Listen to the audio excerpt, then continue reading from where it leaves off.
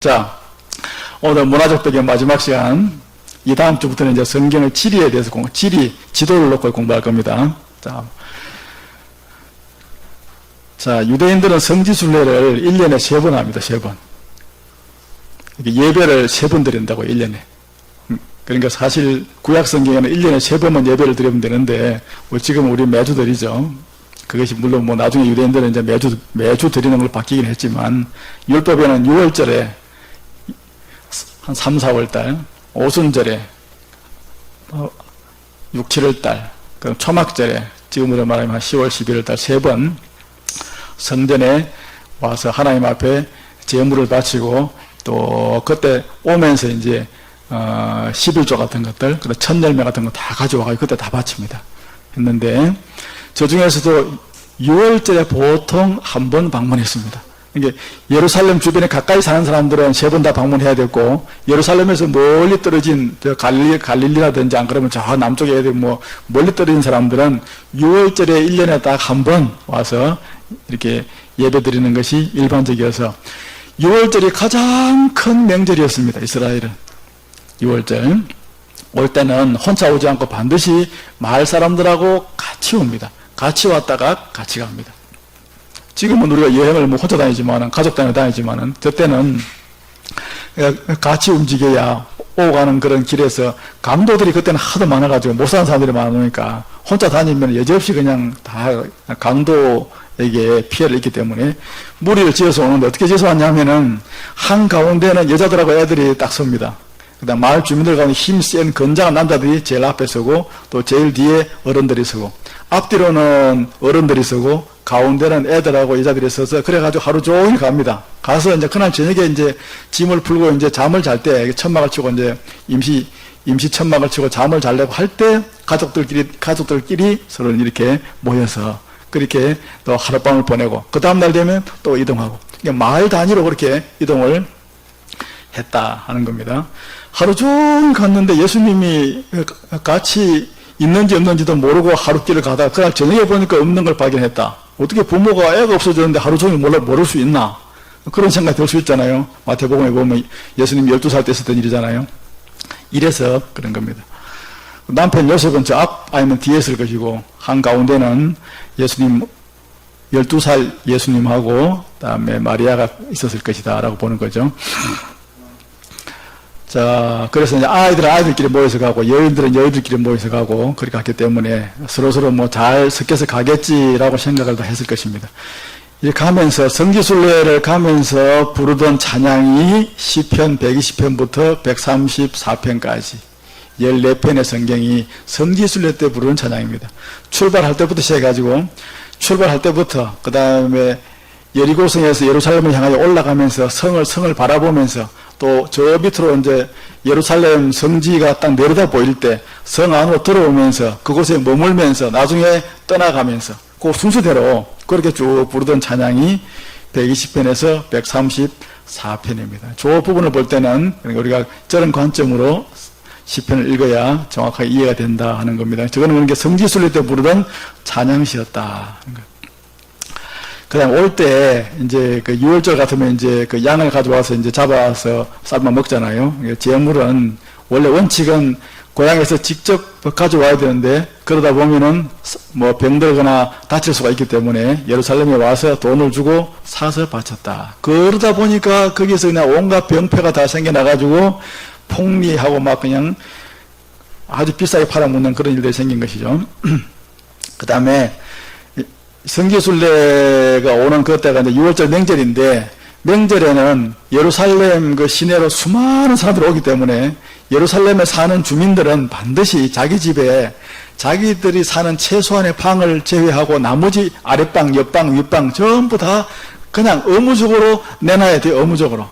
그래서 자기 집 앞에 대문 앞에다가 등을 갖다 이거 딱 해가지고 등을 갖다 이렇게 밝혀 놓습니다. 그럼 등불이 켜져 있는 그 집은 빈 방이 있다는 뜻이에요. 그럼 그 집은 누구든지 들어가서 우리가 좀 하룻밤 묵어야 되겠습니다. 이번 명절 기간 동안 좀 묵어야 되겠습니다. 라고 하면 의무적으로 그 주인은 그 집을 반드시 그 방을 내줘야 됐습니다. 이거는 그냥 뭐 간청을 하고 할 게 아니고 그냥 들어가서 그 방을 내줘야 되고, 그 다음에 떠날 때는 그 감사의 어떤 그런 표시를 조금 했습니다. 이렇게 해서 성지순례가 이루어졌다 하는 것을 이해를 하시기 바랍니다. 자, 누가복음 2장 41절에 보면은 예수님의 부모가 해마다 6월절이 되면 예루살렘으로 가더니 되어 있습니다. 예수님은 의왕하고 태어날 때부터 지금 12살 때까지 해마다 가신 거예요. 12살에 처음으로 간 게 아닙니다. 왜냐하면 그의 부모님이 해마다 갔기 때문에, 우리는 젖먹이 아기 예수님이 고향에서 어떻게 혼자 있겠어요? 누가 봐주겠어요? 늘 같이 갔다는 거예요.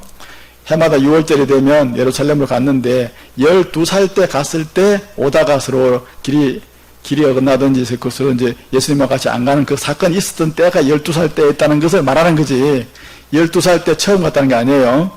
그 다음에 43절, 그 날들을 다 마치고 6월절의 명절을 다 마치고 집으로 돌아가는데 예루살렘의 아이 예수는 머무셨죠. 부모는 이를 알지 못하고 동행 중에 있는 줄로 생각하고, 이미지를 그려보세요. 어른, 아이, 어른, 그렇게 해서 3열로 해서 쭉 가고 있었죠. 하룻길을 간 후 몇 킬로죠? 30km. 예루살렘에서 여리고까지. 친족과 아는 자 중에서 찾되, 그제서 저녁이 돼서 같이 밥 먹고 이제 자려고 찾아봤는데 만나지 못했다. 그래서 예루살렘으로 돌아갔다는 거죠. 하룻길을 간 다음에 올 때는 사흘 걸렸어요. 사흘. 성경에 보면은 샅샅이 바위 틈, 동굴 이런 데 다 찾아본 거예요. 짐승한테 혹시 찢겼나 싶어가지고. 누가복음 22장 7절에 보면 예수님께서 이제 6월절 저녁 식사를 하시려고 제자들을 성내로 들여보내면서 가면은 물 한 동이를 이고 가는 사람이 있을 건데, 여기서 물 한 동이를 가지고 가는 사람 할 때 그 사람은 성이 뭐냐 하면 남성격이에요. 남성격. 보통 여자가 이렇게 물을 이고 가는데 남자가 물을 이고 가는 것은 아주 드문 일이거든요. 이게 금방 보면 알 수 있을 것이다. 물 한 동이를 이고 가는 사람 만날 것인데 그 사람을 따라가면 큰 빈방이 있을 기다. 가서 그 집 주인한테 우리 선생님이 6월절 식사를 하려고 하는데 그 먹을 방이 어디 있습니까? 하고 이야기를 하면 방을 줄 것이다. 라는 이야기는 6월절이 되면 의무적으로 방을 내주게 되어 있던 그 당시의 풍습과 연관이 있다 하는 것입니다. 그 다음에 이제 갈릴리 바다, 원래는 호수인데 이게 민물 호수인데 바다라고 부르는 이유는 이스라엘 사람들은 저기는 바다가 없는 곳이 돼가지고 강이나 바다가 귀하니까 하여튼 물이 많으면 그것을 그냥 호수가 되건 민물이 되건 바닷물이 되건 그냥 호칭이 그냥 바다입니다. 바다. 성전 앞에 있는 큰 노수로 만든 그 대야에 물이 많이 들어있었는데 제사장들이 그 물을 가지고 이제 제물을 씻기도 하고 또 자기 몸도 씻기도 하고 하는 그 물을 많이 받아놓은 노수로 만든 큰 통을 갖다 뭐라고 불렀냐면 놋바다라고 부르죠. 놋바다. 바다라고 하는 것이 우리가 생각하는 그런 바다가 아니라 그냥 물이 많이 있다 그런 뜻입니다. 이스라엘 사람들만이 쓰는 독특한 표현이죠. 자, 갈릴리 바다는 지도에 보면 이렇게 보시겠지만 땅속에 푹 꺼져 있죠. 주변에 높은 산들이 많고 특별히 북쪽으로 이게 이 산 이게 헐몬산인데 2,800m, 지리산 저게 1,900m인데 저거보다 1,000m 더 높아요. 아주 높은 이렇게 산이 있고 그 위에는 만년설이 있어서 항상 찬바람이 위에서 밑으로 불어내리죠.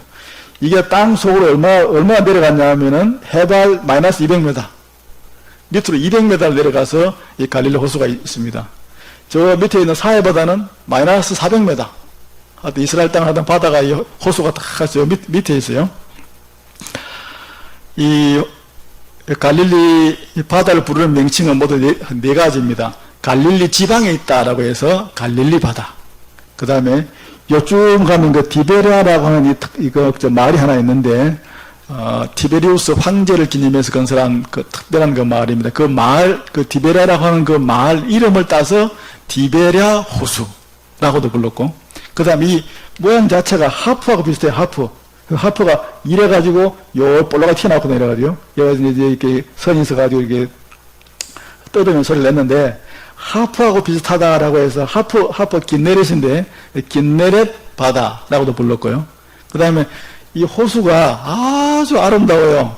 저도 성교순례 갈 때 한번 가봤는데, 제가 봤을 때는 그렇게 아름답다는 생각하지는 안 들었는데, 하여튼 그 경관이 예수님 시대에 그렇게 좋았답니다. 그래서 왕자들이 거니는 정원이다 하는 그런 뜻으로 게네사렛이라고 불렀습니다. 이 게네사렛 바다, 긴네렛 바다, 디베랴 바다, 갈릴리 바다 다 똑같은 이 네 가지 호칭으로 불려졌다 하는 것. 호수 둘레는 총 55km. 그렇게 작지도 크지도 않죠. 남북으로 제일 긴 곳은 21km. 동서로는 12km. 성기순례 가면 여기서 배를 타고 요리 건너갑니다. 12km를. 한 1시간 정도 그걸 걸렸나? 수심은 한 44m. 꽤 깊죠. 그 다음에 바다, 이 북쪽에는 높은 산이 있고, 왼쪽은 지중해가 있고, 여기는 습한 바람이 불어서 습하고 눅진한 바람이 이렇게 불어오고, 이 북쪽에서는 차가운 바람이 위에서 밑으로 내리불고, 여기는 사우디아라비아 반도니까, 여기서는 뜨겁고 건조한 바람이 불어가지고, 여기서 이 호수 위에서 다 만납니다. 이 호수가 땅속으로 푹 꺼졌다고 했잖아요. 그쪽으로 다 불어 내려오는 거예요. 그러다 보니까 여기서 돌풍이 자주 일어날 수밖에 없죠. 세 가지 다 만나니까. 그래서 성경에 보면은, 복음서에 보면은 돌풍 기사가 많은 이유가 이런, 자연적, 이런, 지형적 영향 때문이다 하는 것이고, 특별히 겨울이나 이른 봄에 이런 돌풍이 자주 일어났습니다. 그 다음에, 요 밑에 여기는 특히, 이 중에서도 고기가 제일 많이 잡히던 곳이 어디냐 하면은, 가버나움 바로 밑에 있는 이 정도. 여기 온천이 있었는데, 온천에 뜨거운 물이 유입되면서 이 부위 여기에서 많은 물고기가 잡혔다고 합니다. 그 다음에 이스라엘 사람들은 우리나라 그 조선시대 선비들하고 똑같아가지고 명예를 아주 중시 여기고 수치를 당하는 것을 아주 부끄럽게 생각하던 그런 사람들, 지금도 그렇습니다. 예수님 시대에도 물론 그랬고, 이거는 아브라함 이후로 유대인들이 가지고 있었던 독특한 그 하나의 그들의 문화인데, 내가 명예를 높이는 일이다. 그러면 그게 막 목숨을 걸고 합니다. 그 다음에 내가 수치를 당하는 일이다. 그거는 그냥 어떤 일에서도 그건 피하려고 하고요. 그 다음에 내 개인의 가치보다는 내가 속해 있는 내 집안, 내 마을, 내 나라의 가치가 훨씬 더 중요하던 사람들입니다. 지금으로 말하면, 지금 우리 현대를 보면 민주주의하고 약간 다르죠, 그죠? 개인주의가 아니고 공동체가 우선이고 명예가 우선이고 이 두 가지를 추구하던 사람들이 1세기 유대인들인데 이걸 목숨보다 더 귀하게 생각했죠. 지금도 가면 중동에 가면 왜 그런 게 있잖아요. 그 명예살인이라고. 그게 뭡니까? 그 자기 여동생이 막 예를 들어서 막 나쁜 짓을 해가지고 집안에 수치를 안겼다. 그러면 그 오빠들이 그냥 그 여동생을 그냥 죽여버리잖아요. 그걸 갖다가 명예살인이라고 하는데 그런 게 남아있는 이유가 이런 문화적 배경 때문에 그렇다 하는 겁니다. 그래서 우리가 누가복음 15장에 보면 탕자의 비유가 나와 있습니다. 탕자의 비유를 이런 관점에서 읽어보면은 전혀 다른 내용을 알 수가 있는데, 두 아들이 있었는데 둘째 아들이 아버지한테 말합니다. 아버지, 재산 중에서 내게 돌아올 분깃을, 유산을 내게 주십시오. 이렇게 말했다고 하는 거죠. 이게 뭐 그런갑다 싶어도 아버지가 살아있는데 자식이 그 아버지에게 유산을 갖다 물려달라고 하는 것은 자기 아버지 보고 빨리 죽으라는 소리이기 때문에 뭐 지금도 그렇지만은 예수님 당시에는 상상도 할 수 없었던 그런 아주 뭐랄까요, 그 막대묵은 그런 아들들이나 자식들이나 하는 그런 말인데 그런 말 했다는 거예요. 우리는 그냥 그런갑다 싶을지 몰라도 이거는 이스라엘 사람들로서는 굉장히 충격적인, 아니 세상에 저런 놈이 다 있나 그렇게 그런 말이 나올 정도로 그런 표현입니다. 그런데 그 다음 구절을 보면 아버지가 그 살림을 각각 나누어 줬대. 또 이것도 있을 수 없는 일이에요. 이거는 그 집안에서 그 아버지가 매장당한 일이에요. 매장당하지. 요새 같으면 뭐 그걸 하든가 말든가 개인주의니까 상관없지만은 그 당시는 개인보다는 그 집안보다는 그 마을 이 더 우선적인 가치가 있었는데, 아니 자식이 그리 말한다고 해서 또 죽지도 않았는데 아직 그렇게 살림을 갖다가 이렇게 나눠줄 수가 있나 하고 그 집안 어른들로부터 아주 책망을 받을 만한 그런 일이었습니다. 아주 특별한 케이스에 아버지가 살아있을 때 살림을 나눠줄 수 있는 그런 경우들도 있긴 있었는데 99%는 그럴 수 없었다는 거예요. 이 두 가지 경우가 다 일상적이지 않고 지극히 이해되어지지 않는 그런 일이라는 것이죠. 나중에 이제 고생 실컷 하고 둘째 아들이 이제 탕자가 다시 이제 돌아오잖아요. 돌아오는데 아버지는 날마다 나가가지고 아들 돌아올까 싶어서 멀리 쳐다보고 있었는데 20절에 보면은 아직도 거리가 먼데, 저 거리가 멀다는 저 말을 우리 옛날 개혁성경에 뭐라 했습니까? 상거가 먼데, 그렇게 한자말로 써놨잖아요. 상거라고. 저는 그 상거가 뭔지를 갖다가 아는데 상당히 시간이 많이 걸렸습니다, 사실은. 이 상거가 뭘까, 상거가. 참, 이 번역이 지금 많이 쉽게 되어 있는데도, 아직도 참 번역이 참, 좀 쉽게 좀 잘 돼야 되는데, 어려운 번역들이 많이 남아 있습니다. 너무 이렇게 원문에 충실하게 번역하다 보니까, 번역은 잘 됐는데 이해가 잘 안 되는 그런 부분이 우리 개정판에도 많이 있죠. 아직도 그 서로 간의 거리, 상거, 거리가 먼데, 아버지가 그를 보고 측은히 여겨서 달려가서 목을 안고 입을 맞추었다. 우리는 이 표현에 전혀 이상하지 않는데, 유대인들은 이 표현을 보면 깜짝 놀래요. 어디에서 그러냐면, 달려갔다는 말에서. 옛날 그 유대인들은 어른이 뛰어가는 것은 굉장히 수치스러운 일로 봤거든요. 우리 옛날 조선시대 그 양반들하고 똑같아요. 사는 방식이. 절대로 어른들은 안 뛰어갑니다. 그런데, 아니, 달려갔대요, 달려가. 응? 이런 본문을 보면, 유대인들이 보면, 예수님의 이런 그 말씀을 쭉 들으면, 참 기가 막힌 일이다. 어떻게 저런 일이 다 있나 싶었을 거예요.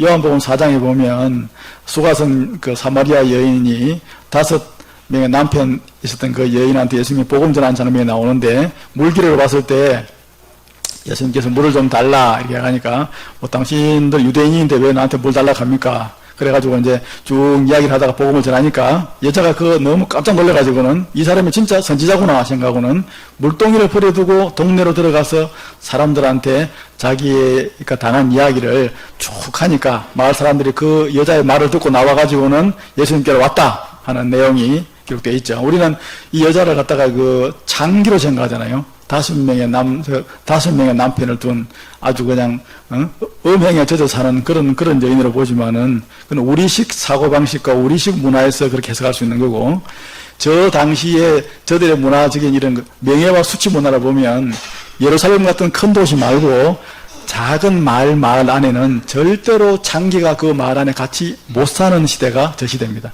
절대로 못 삽니다. 절대로 못 삽니다. 왜냐하면 그 마을의 수치니까요.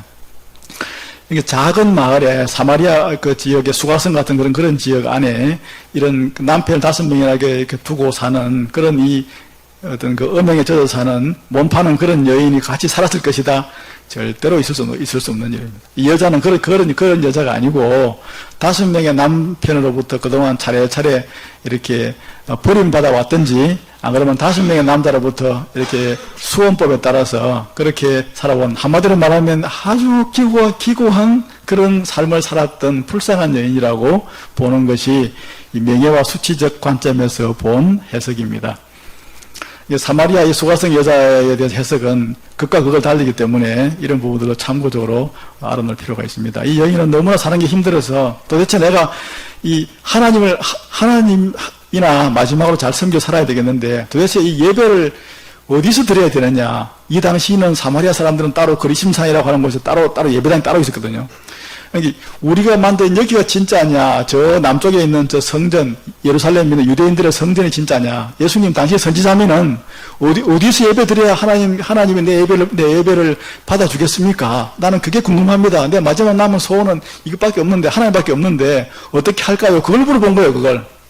예수님이 여기서도 말고, 저기서도 말고, 하나님 받으시는 예배는 장소가 중요한 게 아니다. 신령과 진정으로 영과 진리로 드리는 그 예배 드리는 그 사람이 있는 그곳에서 하나님의 예배를 받으신다. 걱정하지 마라. 여기서 네가 예배를 드리고 영과 진리로 드리면 된다는 그 말씀하신 거거든요. 지금 그 여인이 평소에 당한 기구한 그런 삶과 운명을 이렇게 우리가 생각을 해볼 수 있는 것이고, 이 여인은 절대로 아주 나쁜 여자가 아니다고 하는 건, 그런 여자 같으면 그 당시에 문화적 배경으로 보면 그 마을 안에 이 여자는 같이 살지도 못할 뿐만 아니라 그 여자가 하는 말을 마을 사람들이 다 듣고 따라 나와서 이렇게 그 여자의 말을 믿고 따라 나오지도 않습니다. 그런 것 좀 해석이 조금 차이가 있죠. 이 유대인과 사마리아인들은 사마리아가 한 가운데 지역, 여기가 사마리아고 위에가 갈릴리, 남쪽이 유다인데 요 지역의 사람들하고 이 사마리아 지역은, 사마리아는 이제 이방인들이 들어와가지고 이게 이제 혼혈이 돼가지고는, 갈릴리는 더 북쪽이 돼도 갈릴리 지방은 혼혈이 안 되고 사마리아 지역이 혼혈이 되어버렸어요. 원래는 이제 북이스라엘 사람들이었는데, 같은 유대인이었는데, 그래가지고는 이 갈릴리하고 유대에 살던 일반 유대인들하고 사마리아 사람들하고는 사이가 극도로 안 좋았어요. 서로 왕래를 하지 않았습니다. 쭉 그래 해오다가 예수님 시대에 이 일이 제일 그냥 극심했습니다. 뭐 하여튼 간에 서로서로 이렇게 말도 안 할 뿐만 아니라 상대 사람이 지나가고 나면 그 자리에 소금을 뿌릴 정도로 그렇게까지 사이가 안 좋던 그 시대가 예수님 시대죠. 북이스라엘이 멸망하고 난 다음에 이제 그 사마리아 지방으로 이방인들이 이제 강제 이주를 해왔는데 그 사마리아 사람은 저기 아수르 변방으로 강제 이주를 당하고 또 그 살던 사람은 사마리아로 강제 이주를 해오고 그 바람에 그냥 북쪽이 혼혈이 돼버렸죠. 혼혈이 되놓으니까 너희들은 유대인이 아니다. 이래가지고는 상종도 안 하고 하여튼간에 뭐 서로 배척하고 살던 그 시대가 예수님 시대입니다. 그러니까 예수님이 예루살렘을 향해 내려가시다가 사마리아인의 한 마을에 잠깐 들어가시려고 했는데 그들이 받아들이질 않았어요. 왜냐하면 예수님은 유대인이고 지금 가는 것도 우리한테 오는 게 아니라 예루살렘으로 내려가는 길이니까 자기들하고는 상종을 하지 않는 사람들이니까 받아들이지 아니했죠. 그러니까 야고보와 요한이 하늘에서 불을 내려서 막 저 마을을 확 태워버립시다. 그러니까 그들이 보아너게라고 하는 그런 별명을 얻었죠. 어떤 한 제사장이 그리로 내려가다가 그를 보고 피하여 지나가고 레위인도 보고 피하여 다 지나갔는데 사마리아 사람은 그 사람을 불쌍히 여겼다. 그 한 유대인이 강도 만난 사람이 있었는데 동족이었던 제사장이나 레위인은 다 피해갔지만은 사마리아 사람은 그냥 그 사람을 긍휼히 여겼다. 아, 참 아름다운 마음의 사람이구나. 성품의 사람이구나. 우리는 그렇게 생각하지만은 유대인들은 참 희한한 일로 다 했다. 그렇게 생각하니까요. 자기들하고는 절천지 원수인데 왜 우리를 도와줄까? 그런 생각을 했다는 거죠. 사마리아 사람이 여행하는 중에 그 다음에 요한복음 4장 7절에 보면 아까 말씀드렸지만은 수가성 여인한테 물을 달라고 하니까 여인이 이상하게 생각한 거예요. 당신은 어찌해서 나는 사마리아 여자인데 나한테 물을 달라고 말을 다 합니까? 우리는 서로 상종을 하지 않지 않습니까? 하는 이 말씀이 바로 그런 배경에서 나온다는 것이죠. 우리가 헤롯 왕이라고 하는 사람이 여러 명 나오는데 성경에 보면은 헤롯 왕이 이렇게 되어 있습니다. 여러분 보세요. 우리가 말하는 예수님 태어날 때 헤롯 왕은 이 사람입니다. 헤롯 대왕.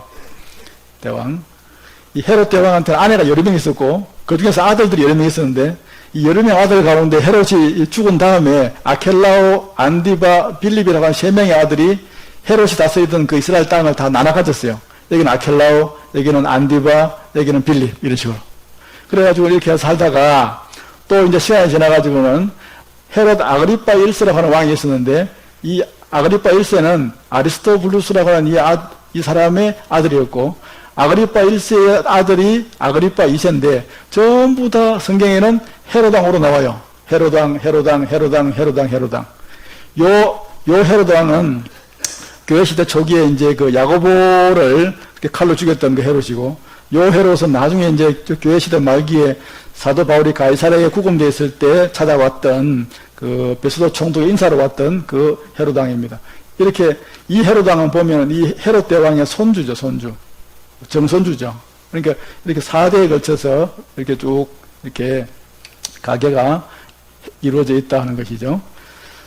자, 예수님이 태어나셨을 때의 황제는 가이사 아구스도 황제고 예수님이 공생애 동안에는 가이사 디베리오 황제고 이때 유대 지역을 다스린 사람들은 헤롯 대왕이 다스리다가 죽은 다음에는 아켈라오 아들한테 갔고 아켈라오가 나중에 하도 폭정을 하니까 아켈라오가 다스리던 요 유대 지역은 요 지역 여기는 다 뺏어가지고는 여기는 로마에서 직할 통치를 했습니다. 요 부분 여기는. 직할 통치를 했는데 그때 맨 처음 파견받은 총독이 코포니우스고 둘째, 셋째, 넷째, 다섯 번째 파견된 총독이 빌라도입니다. 빌라도가 다스리던 이때가 바로 예수님께서 이렇게 십자가행에 은도 받으시던 바로 그때죠. 본디오 빌라도 총독이 다섯 번째 온 총독이었다 하는 건 이 정도로 우리가 정리해 놓으면 되겠습니다. 유대인의 그 배경에 대해서 우리가 12번에 걸쳐서 쭉 살펴봤는데 여러분들이 또 다음에도 계속 제가 반복해서 말씀드릴 거니까 성경 설교 때도 마찬가지고요. 이렇게 한 번씩 들어 놓으시고 또 마음에 담아 놓으시면 성경을 이해하시는데 도움이 되실 것입니다. 찬양하겠습니다.